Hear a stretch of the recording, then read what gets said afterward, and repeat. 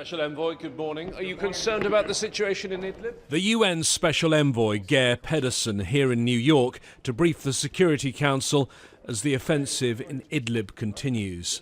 He met ambassadors here in the consultations room, the place where closed Security Council meetings are held. Afterwards, Mr. Pedersen, who's trying to get peace talks going again in Geneva, said his meeting had been dominated by events in Idlib. There are 3 million civilians in Idlib province.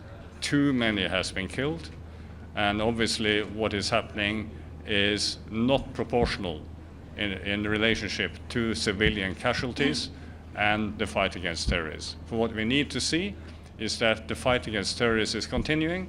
It needs to be proportional to the challenge ahead. So it's illegal, what's been happening? Thank you. The Russian delegation strongly denied its forces and those of the Syrian government were breaching international law, despite the statements of the UN's humanitarian office, OCHA, that medical facilities were being repeatedly targeted in Idlib. Why are you bombing hospitals, though? 22 medical facilities. We do not bomb hospitals. The Syrian government was doing it then? And please, be very much cautious and double check all the source of information that you quote. Our source of information is the UN, is OCHA.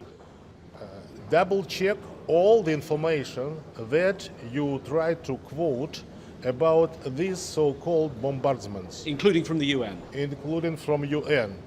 The US Special Envoy for Syria, Ambassador Jim Jeffries, said the situation in Idlib was horrific. He called for an immediate ceasefire, but for now there's no indication that the Russians or the Syrian government are prepared to comply with that. James Bays, Al Jazeera, of the United Nations.